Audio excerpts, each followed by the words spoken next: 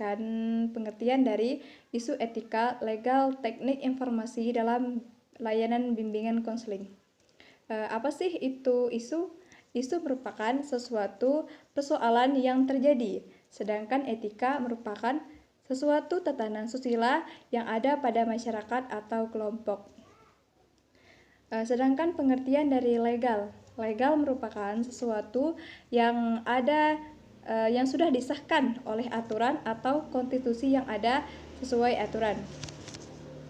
Sedangkan pengertian dari teknologi informasi merupakan sesuatu media yang sedang berkembang saat ini dan dapat memudahkan manusia dalam melakukan sesuatu. Adapun pengertian dari layanan bimbingan konseling itu sendiri. Layanan bimbingan konseling merupakan sesuatu proses bantuan dari konselor untuk konseli yang dilakukan secara bertahap atau sistematis agar konseli berkembang secara optimal. Itu dari penjelasan di atas dapat kita simpulkan bahwasanya etika dalam menjalankan suatu tugas profesi merupakan hal yang esensial karena hal tersebut dapat menyangkut prestasi dari profesi tertentu gitu.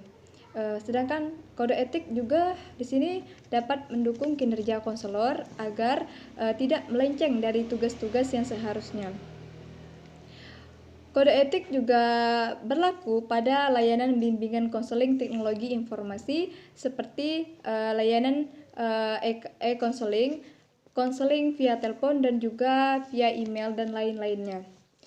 Meskipun belum ada kode etik yang jelas untuk melakukan layanan bimbingan konseling online, tetapi konselor harus sudah memegang teguh kode etik profesi BK konvensional yang sesuai dengan undang-undang yang berlaku pada negara agar hal tersebut bisa dianggap legal. Seperti BKIN yang menjadi salah satu organisasi profesi konselor yang membuat kode etik profesi bimbingan konseling yang menyesuaikan dengan kultur, karakteristik, dan konvensi bangsa Indonesia.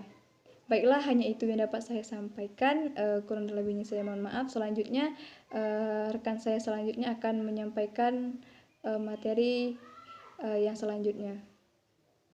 Pentingnya kode etik. Yang pertama, untuk melindungi profesi sesuai dengan ketentuan-ketentuan yang berdasarkan perundang-undang yang telah ditetapkan. Yang kedua, untuk mengontrol terjadinya ketidaksepamahaman dan persengketa dari para pelaksana. Dan yang ketiga, untuk melindungi para praktisi dalam masyarakat, terutama dalam kasus malapetaka. Dan yang keempat, untuk melindungi klien praktek yang menyimpang dari orang yang secara profesional yang tidak berwenang. Baiklah, di sini saya akan menjelaskan yaitu tentang isu-isu ilegal teknologi informasi dalam pelayanan bimbingan konseling. Yang pertama, pertimbangan etika untuk konsultasi yang dilakukan secara online, seperti dalam melakukan konsultasi melalui via telepon yang tidak menggunakan aturan yang baik, seperti mengobrol biasa dengan teman sebaya atau saling curhat. Adapun yang kedua, isu kerahasiaan dan tingkat keamanan dalam pelayanan bimbingan konseling online, seperti data atau masalah yang diadukan oleh individu dibaca oleh orang lain selain konselor, dan orang tersebut bukanlah orang yang berhak untuk membaca kasus konseling. Adapun yang ketiga, konseling yang dilakukan secara online seperti GON merupakan situs-situs yang sudah kadaluarsa yang pernah dilakukan untuk proses konseling online dan ditutup. Dan yang keempat, isu permasalahan bahasa dan budaya ketika melakukan layanan online seperti konselor tidak memahami seluruhnya tentang bahasa dan budaya konseling, sehingga terjadi miscommunication antara konselor dan konseling. Alhasil, pelayanan bimbingan konseling tidak menghasilkan hasil yang memuaskan. Yang terakhir yaitu yang kelima, isu kompetensi konselor dalam menggunakan teknologi informasi dalam melayani konseling. Seperti konselor terkadang belum banyak menguasai teknologi informasi dan permasalahan ini sudah klasik terjadi. Di sini kami akan membahas materi mengenai Isu etik dan legal TI dalam layanan BK atau isu etik dan legal teknologi informasi dalam layanan BK.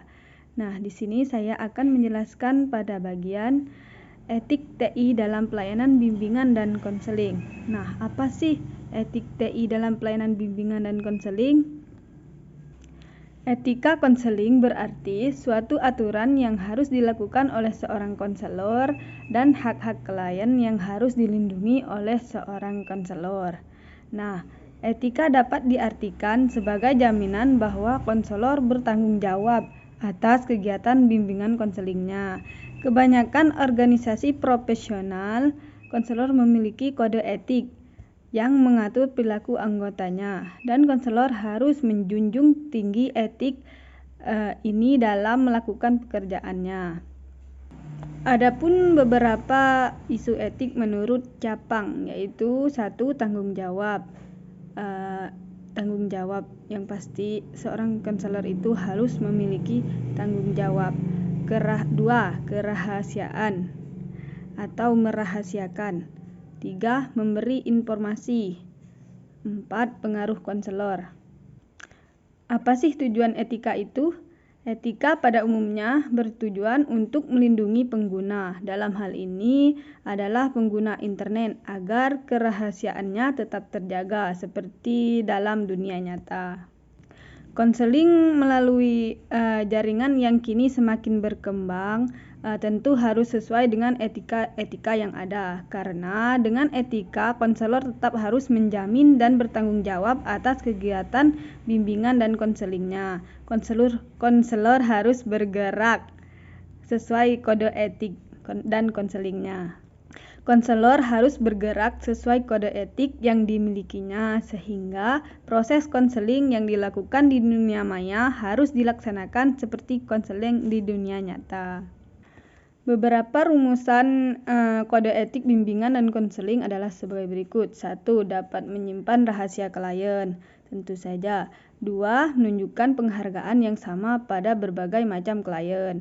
3. Pembimbing tidak diperkenankan menggunakan tenaga pembantu yang tidak ahli. 4. Menunjukkan sikap hormat kepada klien.